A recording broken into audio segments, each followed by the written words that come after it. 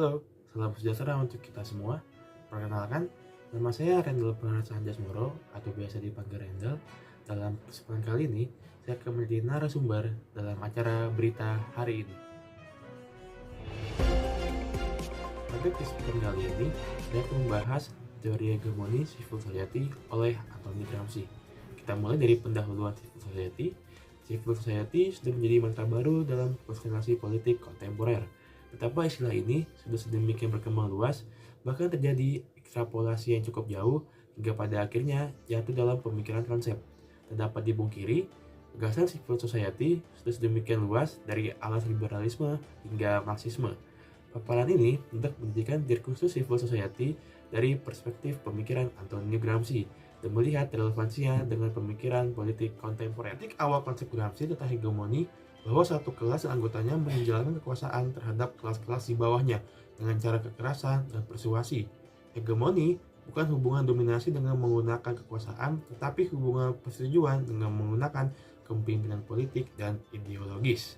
Dengan demikian, berbeda dengan penasnya dalam bahasa Yunani, yang berarti penguasaan suatu bangsa atas bangsa lainnya. Hegemoni dalam pengertian Gramsci adalah sebuah organisasi konsensus di mana ketertentukan diperoleh melalui penguasa ideologi dari kelas yang menghegemoni.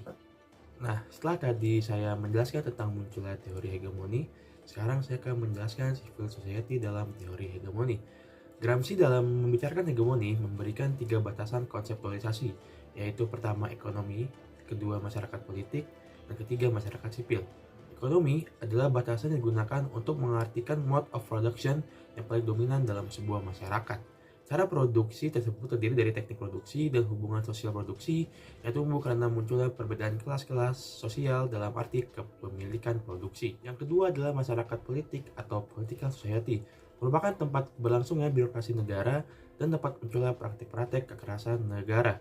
Birokrasi negara dalam pemahaman Gramsci didefinisikan sebagai peranan sipil, kesejahteraan, dan institusi pendidikan. Yang terakhir adalah masyarakat sipil atau civil society, menunjuk pada organisasi selain negara dan di luar sistem produksi material dan ekonomi yang didukung dan dilaksanakan oleh orang atau komponen di luar sistem produksi dan negara. Komponen utama masyarakat sipil didefinisikan sebagai institusional religius. Yang perlu digarisbawahi dari ketiga aspek tersebut adalah bahwa pemilahan antara ekonomi, masyarakat politik, dan masyarakat sipil tidak harus dipahami seolah-olah terpisah dalam batas-batasan yang tegas. Pada dasarnya, ketiga aspek tersebut terbentuk dari berbagai hubungan sosial yang kemudian menjelma menjadi berbagai organisasi sehingga dimungkinkan terjadi tumpang tindih. Nah, sekarang kita sudah memasuki kesimpulan dari beberapa pembahasan yang sudah saya jelaskan.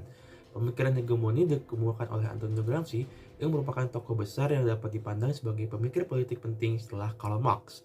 Hegemoni dibangun di atas prestise pentingnya ide dan tidak mencakupinya kekuatan fisik belaka dalam kontrol sosial politik. Menurut Gramsci, yang dikuasai tidak hanya harus merasa mempunyai dan menginternalisasi nilai-nilai serta norma pengusaha. Lebih dari itu, mereka juga harus memberikan persetujuan atas subordinasi mereka.